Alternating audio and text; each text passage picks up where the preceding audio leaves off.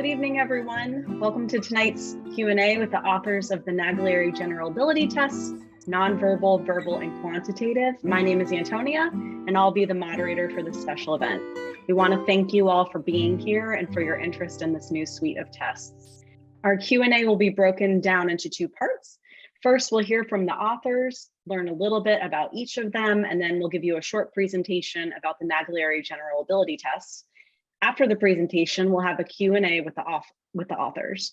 Now, I'm excited to introduce the authors of the Naglieri General Ability Tests, Dr. Jack A. Naglieri, Dr. Dina Brulles, and Dr. Kimberly Lansdowne. And let's begin with introductions. Dr. Lansdowne, can you please begin? Yes, thank you. Hello, everybody, and welcome to this Q&A, especially after a very long day of work. I really want to start out by just welcoming you on this journey that we have been on for decades. And whether you are in the beginning stages of this and you're just starting to explore issues of equity in your schools, in your district, or you may be fully immersed in this topic, wherever you are, I can promise you that I have been there. I have been in your shoes. So has Dina, and so has Jack. And so we share your concerns with you. And we have been working for quite some time to come up with ideas and solutions. And we are very happy to share them with you tonight. So thank you so much for taking time out of your day. Hi, everyone. I'm Dina Brulles, and I'd like to also welcome you. Thank you for your interest, not only in learning more about identification, but about caring, that there are huge populations in our schools that we have been missing in gifted education. So that's what these new tests are about, and that's what our discussion is today about. And it just gives you an opportunity to ask us some questions about where we are going with this and the goals that we have, and some of the logistical parts, how we are actually using this test in the schools. So like Kim, I have been a gifted coordinator and a director of gifted programs for 3 decades, I think. And so we are all, like she said, immersed in this field, but we've also had that school experience, that practical application of testing and identifying and working with teachers and school administrators and parents. So hopefully we can answer a few of your questions about those aspects of our new test procedures. Hi, I'm Jack Naglieri. I have the pleasure of being here with my 2 amazing colleagues to talk about work that I've been inspired by for literally decades. And it's a real pleasure to be able to have gotten to a point where we have not only identified a need, but we've created a solution to that need. And that's a really exciting thing, to be able to see all those students who we've missed, appreciate them, and then be able to give them the educational opportunity they deserve. So that's what today is about. And I'll get started with an introduction. You'll see we have our emails here. Please feel free to be in touch with us as needed. We're always happy to hear what you have to say, and if we can be of some help.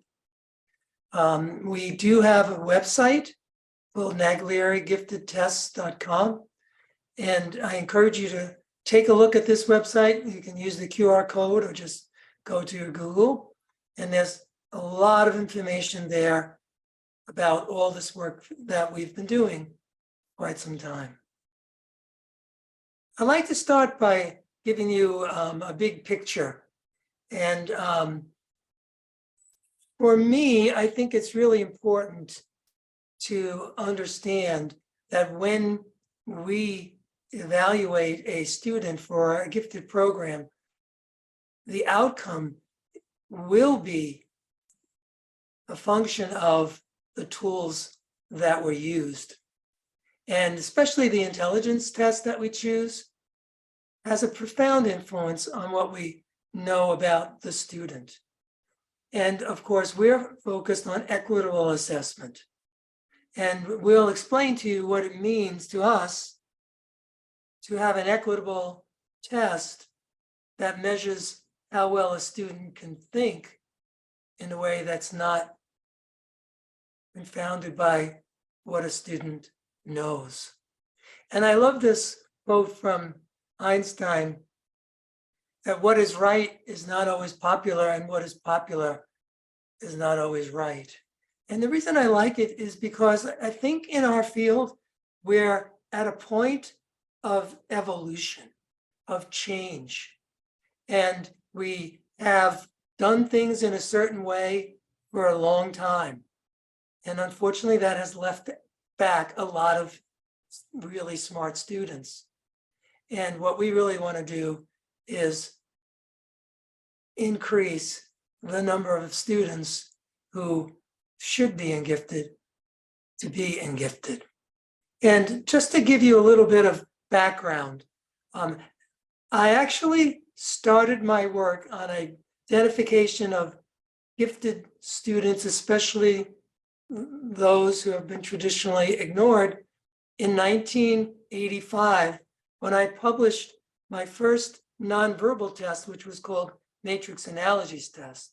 That was renamed as the NNAT, and the individual version, the NNAT2, and then the NNAT3. And then when I had the opportunity to build kind of like the next iteration of from NNAT3 to something else, that's when I had the great opportunity to work with him and Dina to create the Naglieri General Ability Tests, verbal, nonverbal, and quantitative.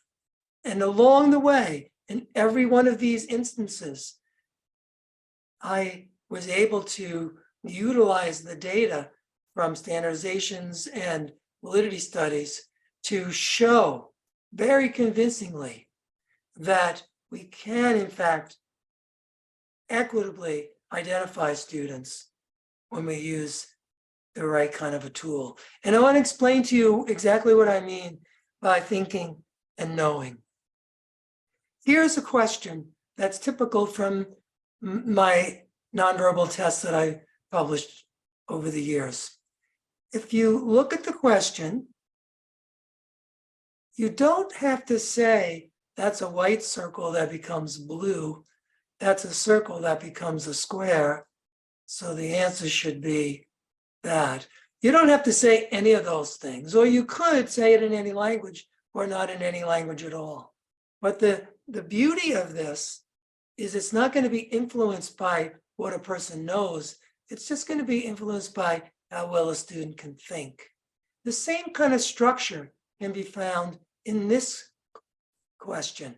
Girl is to woman, as boy is to, of course, man, if you know English. Now, the next one gets even a little bit more of a requirement of knowledge. 3 is to 9 is 4 is to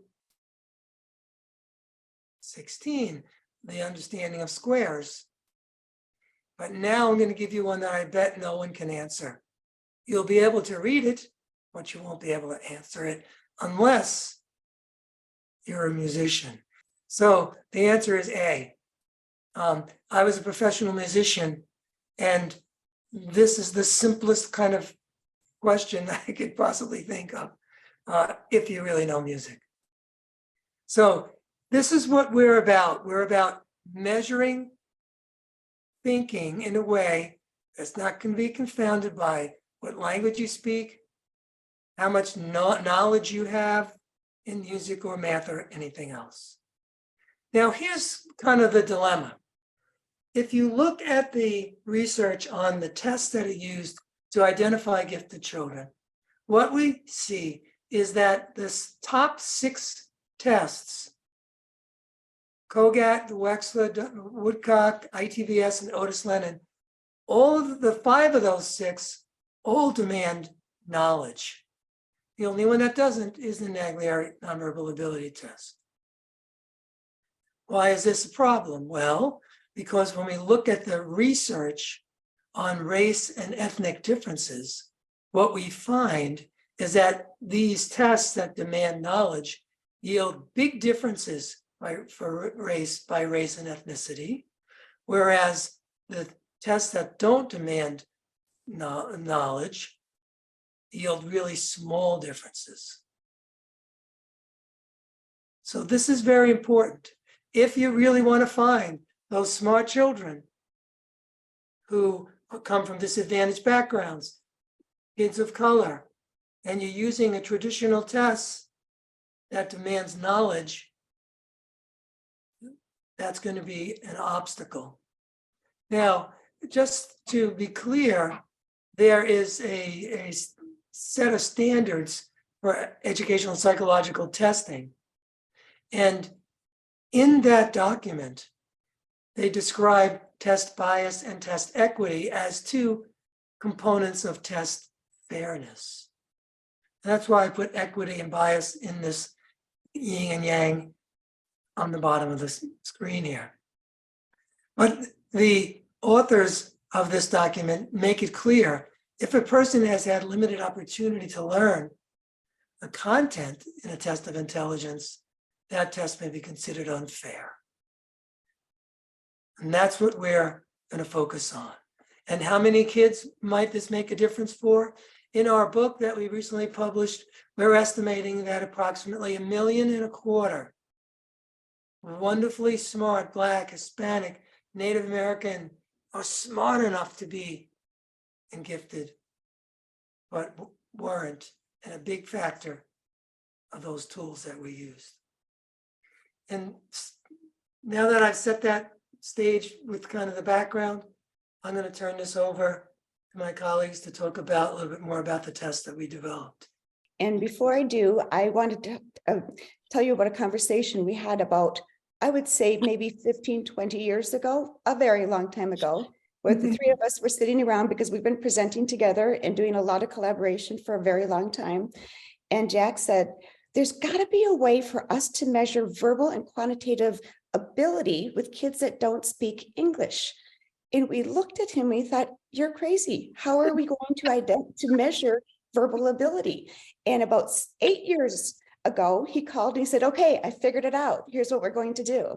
And so that's what these tests are all about, as Jack just introduced, a way to identify smart kids without the use of language or words in general.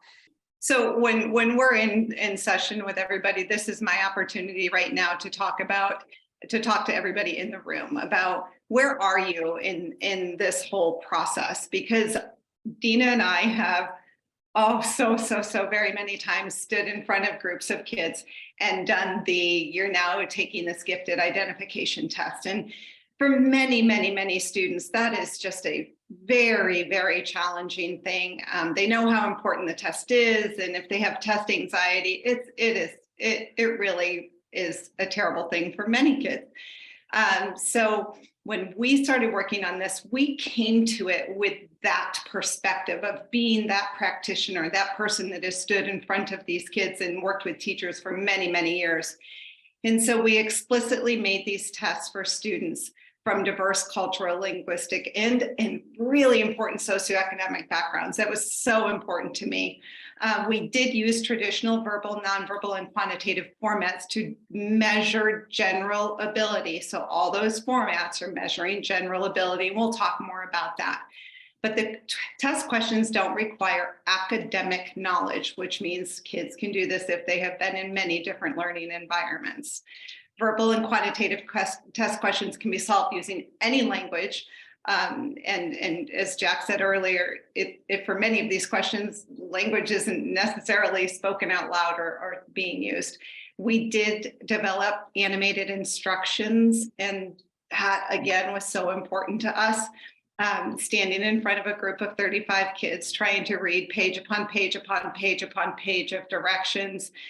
We lost kids within the first paragraph, let alone the 10th or 11th or 12th multiple choice responses, so that there's no need for the verbal expression where you're asking a student to answer in that time.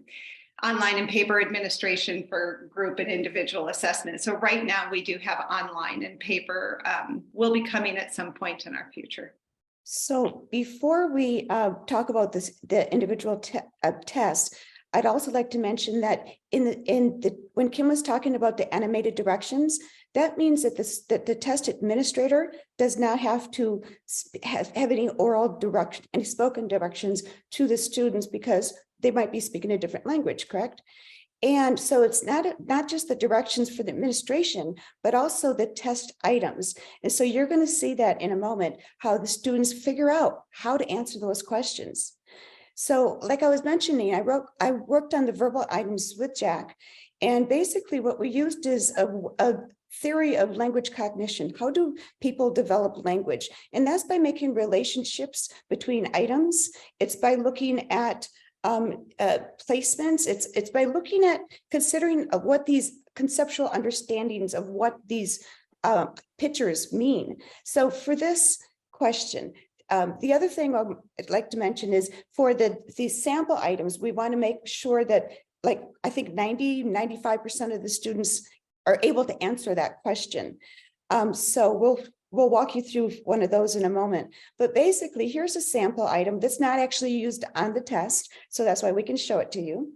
But the student will see in this example 6 items, 6 vessels that carry. It's our containers, right?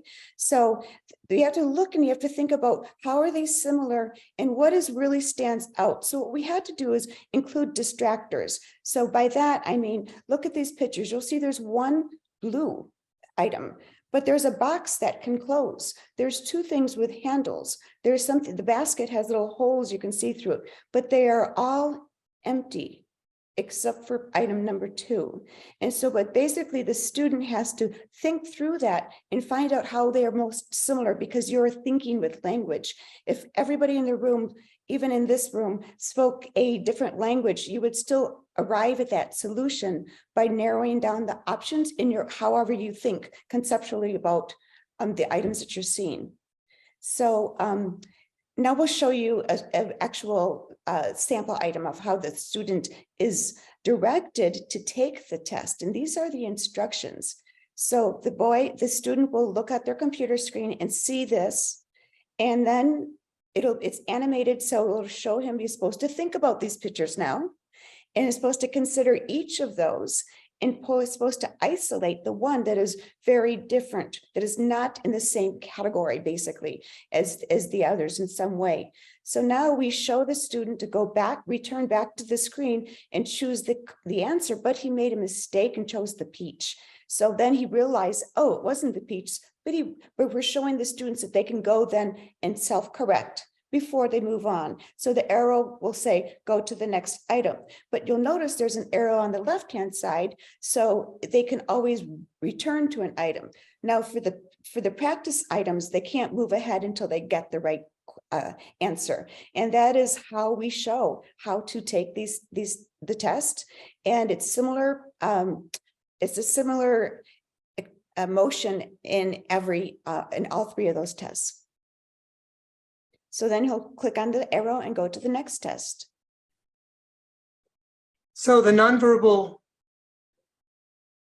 is basically the same approach that I've taken in all my other nonverbal tests of this type, except that I created a lot of new ways of creating an actual item. And I did that very intentionally because I want to protect the items and what they look like. And so what we have is a traditional progressive matrix item, just like the one I just showed you earlier with the white and blue circle and squares. And we know that this is a very effective way of measuring general ability. And just to be clear, this is not a measure of nonverbal ability. It's a nonverbal test of general ability. In other words, nonverbal describes the content of the questions, and the directions are the same as Dina just described. Let's go, Dina and Kim. Yeah, so I had the opportunity of working with Jack to write the quantitative items. And I always say that math is a universal language, and my language of choice is math. So these are using symbols, shapes, numbers, mathematical sequences in order to solve problems that require minimal academic knowledge. There is some calculation in some of the problems, but the requirements are very simple. The other thing too that's really important is there are no verbal requirements. So there aren't any word problems. So you're not reading words in order to solve these quantitative reasoning problems. So you can see the pattern is the first one that's on here. There's several different categories within the quantitative portion. The first is 6, 7, 8, 9. What comes next? So it's just a simple pattern. The next, do we have a sample? We do. So you can see that this one is a different type of problem. You can see that the 2 triangles are equal to the 2 circles. And so she has to think about what would one triangle be equal to. And so the answer to the question is 1.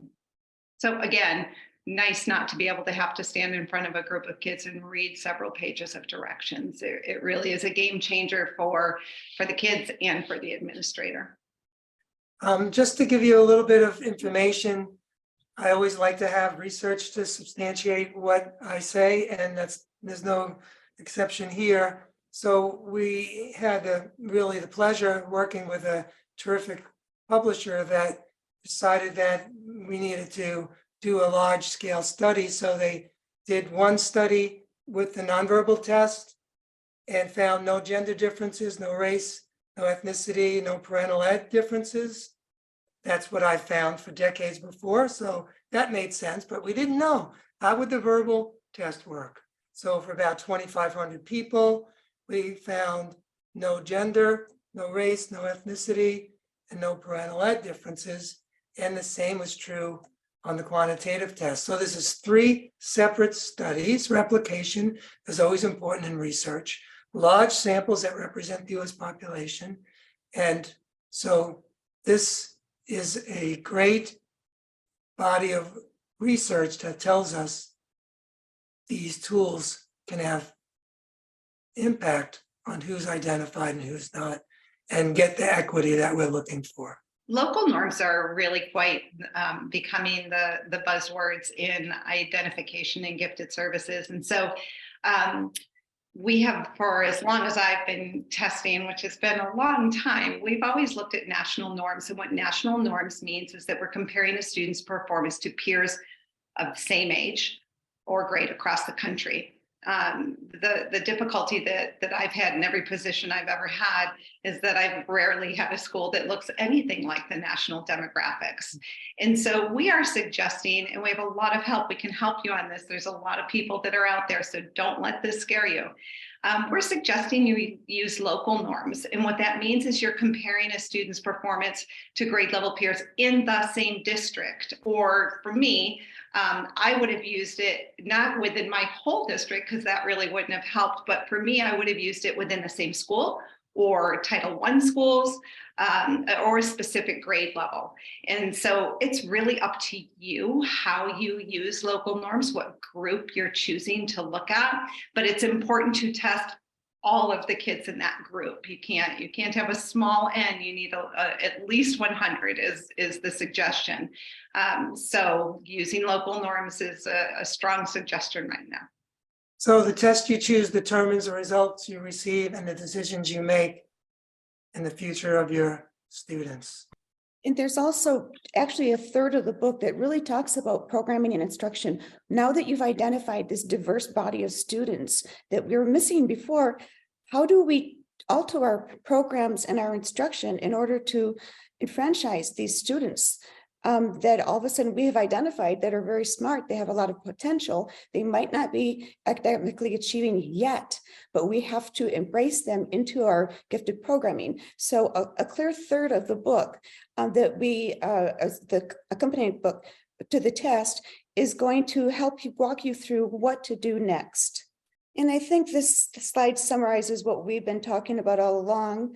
In our eyes, we want to distinguish between gifted and talented. Gifted, it means very smart. Not all gifted students are very accomplished at any point, but they have that potential.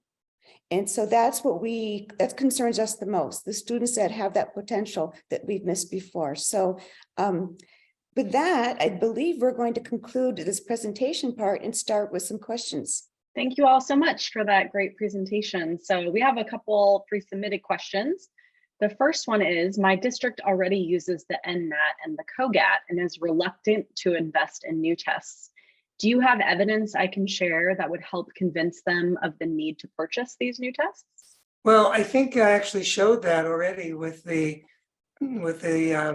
slide that shows the differences between race and ethnic groups by all the different tests, which includes the COGAT and the LSAT and so on. And if that alone is very compelling. The other thing that I think is important is with our 3 tests, it would eliminate the need to give the COGAT and the NNAT. So it would be a time saver and a financial savings as well. I just want to follow up on that, if I may. We get a lot of questions about, and I don't know, I apologize if this is a question that's coming up, but we get a lot of questions about the NNAT, and people are confused that the NNAT 3 is some maybe are the tests that we're working on, because there are 3 parts of this new assessment. So it's really important for us to make sure that everybody is aware of the fact that the NNAT is not, it's a different publisher, different test than the general abilities test. Great. So next question is, do these new tests correlate with achievement? Hey, that's a really interesting question and an important one. And the part of the answer depends on what you mean by correlate. If you mean, do the scores on our 3 new tests of general ability likely to be consistent with the academic performance level of the student? Well, in fact, they may not be, because that's what the gifted student that Dina just described is all about, right? You can be gifted and not talented. And that would mean you'd get high scores on our 3 tests, but not get all A's in school.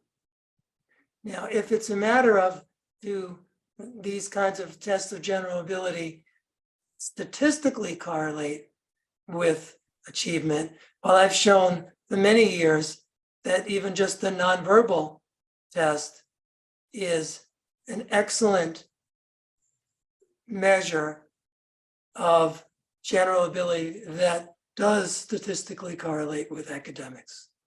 So how do I provide services for students we identify that are not yet highly achieving or who might not be proficient in English? So I'd like to answer that if I could. A lot of times we have this dilemma in gifted education and gifted programming, where we have a program and we look for kids that will do well in that program. There's nothing wrong with that, but there has to be other programs as well, other options, because what we were saying and what Jack was just saying, these kids are smart. And if we don't design some services for them, they're never going to be able to develop that potential, because it will continue to go unrecognized. So I think a big part of it, this is the first step, identifying students from culturally linguistically diverse backgrounds is the first step. It's what you do with that information afterward that's going to make the difference in this child's life. And some of you may know some of my work in the past. I've done a lot on cluster grouping and a lot on flexible grouping. And that is really the best way to start with these students that we've identified that have that potential. To flexibly group them or cluster group them with other gifted students. Once they're exposed to that level of conversation, discussion, curriculum, questioning, the critical thinking, all of that problem solving, all of the wonderful ways that we address our gifted learners, then they will increase in their achievement and they will be more comfortable and more successful in our gifted programs. But we do have to initially modify we may have to modify the way that we're designing our gifted programs if traditionally we have been keeping these kids out of those programs. So once we identify that they have that potential, we can work with that. And I think it just requires some flexibility on our part as educators to say, we have to do what's right for the children, not because we have this great program that we want to keep in the same way it's been in the past, but to find new ways to address some of the needs of some of these newly identified students. Thanks for that, Dina. So will identifying students who are not high achieving diminish the quality of my gifted program? Okay, so that's kind of an extension of the last question. If we don't modify our services, if we have to change the criteria and change the level of instruction, we're also going to be doing a disadvantage to our highly achieving, high ability students. So once again, we just have to be flexible. We have to modify and find new entry points. I like to refer to it as a continuum of services. Sometimes that continuum means grouping, adding those questions, adding that higher level thinking and those strategies. And eventually they probably will, and in my experience, they have been able to work to the same level of other students in the gifted program. But we do have to scaffold that, and we have to give them opportunities to learn along the way once we've identified that potential, that need. So how do I convince teachers that these students who may not be highly achieving really need to participate in gifted services? Well, part of it was what Jack was just saying before. When you look at a child and you see how they can answer these questions, I've had students that just fly through this, but the teachers will say, wait a minute, they can't be gifted. Look at the grades.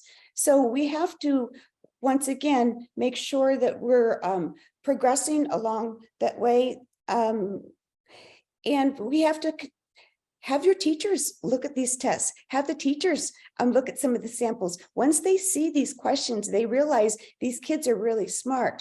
So part of it is when we're taking that academic knowledge out of the test questions, that is when the teachers might say, oh, but wait a minute, if our gifted program is based on this level of academics, how are these kids going to do well in that? But so it's just that whole transitioning of the students. And I believe that once the teachers see these kids that take these tests, how they identify, it's gonna change some of those mindsets that think that just because a child hasn't acquired some of those skills doesn't mean they're not really smart. I think one of the additional challenges, Dina, that to this whole question about teachers is over the years, you and I have had several conversations about showing teachers students test scores, and I've had so many times people say there's absolutely no way that kid's gifted because they're not achieving, right? But there's other reasons. They're not well behaved, they are a bit mischievous. They're the class clown, there's all of those reasons too that teachers sometimes are reluctant to identify kids. So I think that it's exacerbated because many teachers never see kids' test scores, and they don't understand the testing, and they don't understand the questions on the test. So your suggestion of having teachers find out what you can. We've got all kinds of information, not only about our tests, but other tests as well. So I think it would behoove every teacher to have a greater understanding of what gifted assessments are, and honestly, what they're not. But I don't find that very often that teachers are actually immersed in the understanding of the testing. So how do I explain to parents that these students have high potential and should be included in gifted services? Okay, I rarely have had that issue. I know, Dina, you can probably address this, but I more often have parents that absolutely will do 100% of everything that it could possibly take to get a kid into a gifted program. Even sometimes get questions beforehand. So I've had the opposite problem in the school districts that I work in, trying to convince parents that the grade level curriculum is appropriate for a student and the pacing is appropriate, and the gifted services may not be appropriate for them. Dina, do you have situations where parents are on the opposite end of that? Yes, I do actually, because a lot of gifted programs, the kids have to get on a bus and go to a school across the district in a neighborhood that's unknown to the families. A lot of our Hispanic families, for example, they're very tight knit, and the older siblings will go walk home from school with the younger siblings, that type of a thing. So once again, it's a cultural thing, but a lot of times with some cultures, people want to fit in. They don't want to act like they're braggarts or separated or better than anybody else. It's something that certain cultures will need to see, that the kids are staying with their peer groups. So sometimes it's just explaining to the parents, first of all, that this kid's smart, has a lot of potential, and would really benefit from being with other kids who are intellectual peers. But it also sometimes comes down to saying, what are you going to do with these kids that are different? Then what are you going to do with my newly identified gifted student? If he's going to stay at the home school and be grouped together with other schools, with other students, that's okay. So those are just some considerations to think about when you're talking to your families, the culture is represented in your schools, and you have to be culturally responsive to them and what the next steps are going to be once you have identified some of these students. And by understanding that, for example, like the scenario I just gave you, where the parent does not want the child to get on to a bus and go to a different, then okay, that's understandable. You're not going to change that mindset. But what you can do is influence that parent in understanding the potential that this child has. And I don't think any parent doesn't want their child to live up to their potential. So a lot of it is just in how we communicate with the parents about what the results mean. Thanks for that. So you emphasized, all of you, about using local norms with the tests. And so I just want to ask, what's the best way to explain local norms to parents and what that means for the gifted services for their children? Yeah, as a matter of fact, I had 3 meetings today with parents to go over test scores. So I have this conversation so very often. And it really comes down to the simplicity of it is how I like to start with. School's all about grade level appropriateness, right? Grade level curriculum and what's appropriate for that grade level. But if you have a child that has already mastered all of that grade level, they are so different from their peer group that they don't learn anything in that day. Using local norms, the explanation is simple, that instead of comparing this to kids that are from all over the country, we're just looking at the particular group that your child is in, and we're comparing your child to the other students that are in that group and what the local norms are telling us. And it doesn't have to be a child that's at a 97, 98, 99. If they are very different from their peer group, whatever that is, then they do need something different in regards to curriculum, pacing, social emotional development. They are showing us that they're very different from that mean. And so it's talking to parents about it, I have found is really not challenging, because they know that their kids are different. Great, those are all our pre-submitted questions. So now we're going to go to the chat. We are in a large district. Is there any bulk pricing available? I'm sure there is, especially given that there's a lot of volume, and that's a typical way that pricing is conducted in these situations. So yes. And on the very first slide, I think it was, we had the contact person for that. You can also, there it is.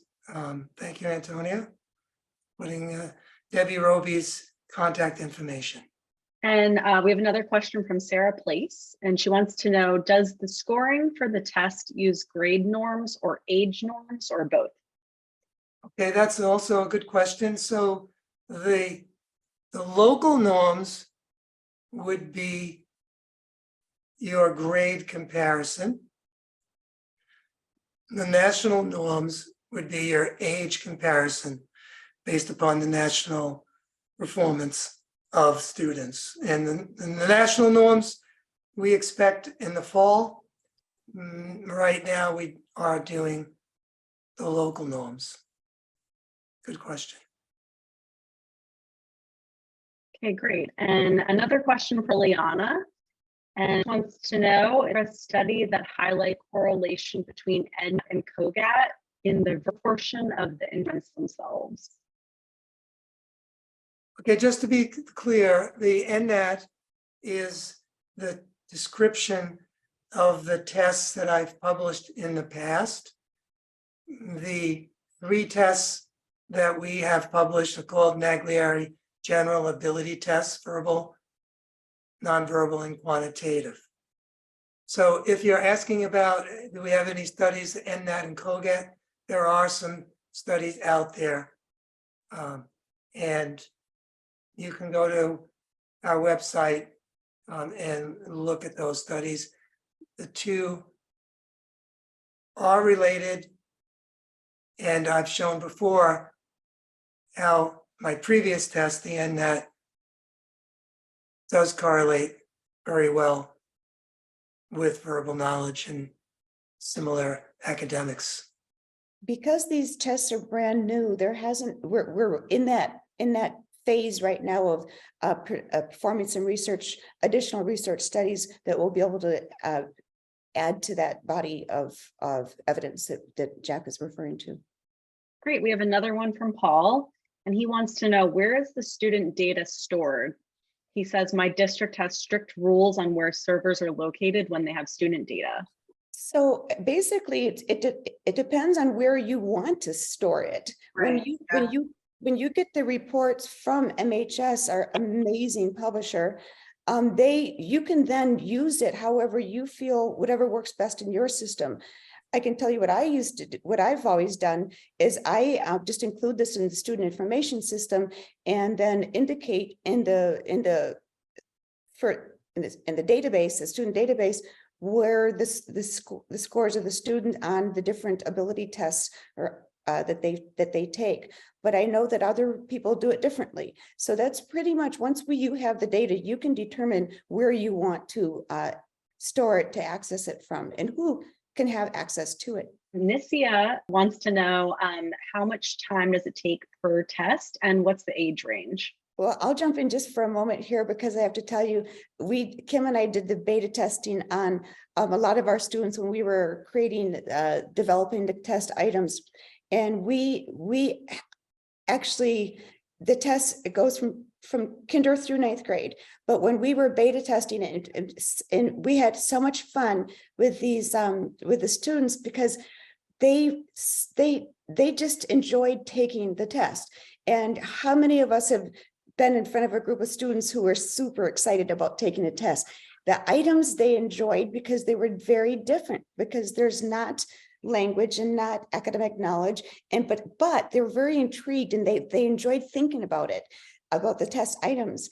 And after they're done, I listened to them over and over, have these arguments and debates over what the best answer, and I just never seen that when kids taking tests before. So I'm sorry, I strayed from the question a little bit, but it takes the maximum I think is 30 minutes, but it doesn't usually take that long, 35 minutes. But in my experience, it's been more like 25 minutes per test. So the verbal, the quantitative, and the nonverbal. And unlike the COGAT, there's not 3 batteries within each test. It's just that. So the verbal is just a half hour. The quantitative is just a half hour. And the same thing with nonverbal. So depending on the grade level, you might want to do 2 tests in one day or all 3 in one day with breaks in between. It's up to you on like the primary age kids. I generally will do it in 2 days. And Jody, she wants to know, are there states that have approved the use of these tests in their suite of assessments? Yes, they're in the process of doing that right now. I know that Arizona already adopted it about a year ago, actually, right after it came out. Because like Jack said, some are viewing it as an iteration, the next in the line of in that test.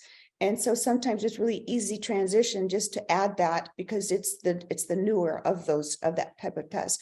But I believe that there's a number of states that are in the process of that and some that already have. I'm not sure which ones exactly, but I think Debbie Roby could probably help answer that, our rep. And we have another question from Liliana. She wants to know, could you please talk about the norming population of the test? Yeah, that's an important question. We are working on the manual that describes the population that was used to create the norms. And the norms are completed.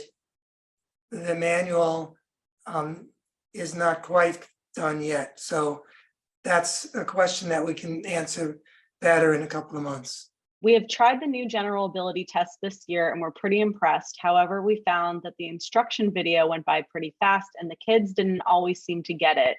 Are there any plans to continue to work on the video instructions?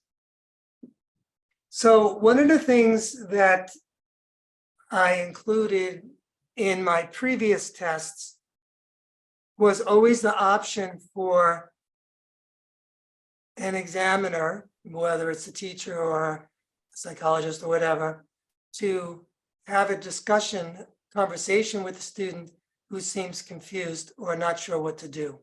And the same applies with the 3 new tests. If you look closely at the instructions, it says, provide additional help as needed. And that might mean you would say to the student, let's just back up and look at that video again. Because they can watch the video as many times as they want, and you're allowed to interact with the student. So you might talk to the student, you might ask, what do you think you should do? It's an opportunity for the teacher or the examiner, more or less, to be able to just be sure that the student's understanding what they need to do. I would just like to just a cautionary statement, though. I would not suggest that the examiner repeat for the entire group. I think, Jack, exactly what you're saying. I mean, the video, the kids watch the video on their own, and if they're ready, they should begin. To go over to an individualized student and see what kind of challenges an individual student and have that conversation rather than having that for the whole group. Let's repeat that all over again. I think would for some kids, it would be completely unnecessary. And I have to also say, because I did this with some kinder kids. Actually, we even looked at some younger than that, but some, especially the kinder or first, when test taking is new to them. So what I have done is, like Kim just said, that remember they're taking this individually because it's self-paced. So the child who's not moving along, we can go back over some of those initial directions just with that individual student. And the other thing with these tests are that you will be able to see how the kids are progressing. Because the test administrator has a log and is a view of where the kids are in their progression. So if you see a child that's struggling to continue on with the test, you're going to want to go back and return to that child and just speak with that one individually. I've done it with, like I said, kinder and all the way up through different grade levels. And it wasn't disruptive to the rest. All right, great. Well, I think we're going to wrap up now. We want to thank everyone for joining us tonight for the special event, and especially want to thank the authors of the Naglieri General Ability Tests, Dr. Jack A. Naglieri, Dr. Brulles, and Dr. Lansdowne. And for more information about the Naglieri General Ability Test, please visit naglierigiftedtest.com and follow us on YouTube. And thanks everyone so much, and we hope you have a great night.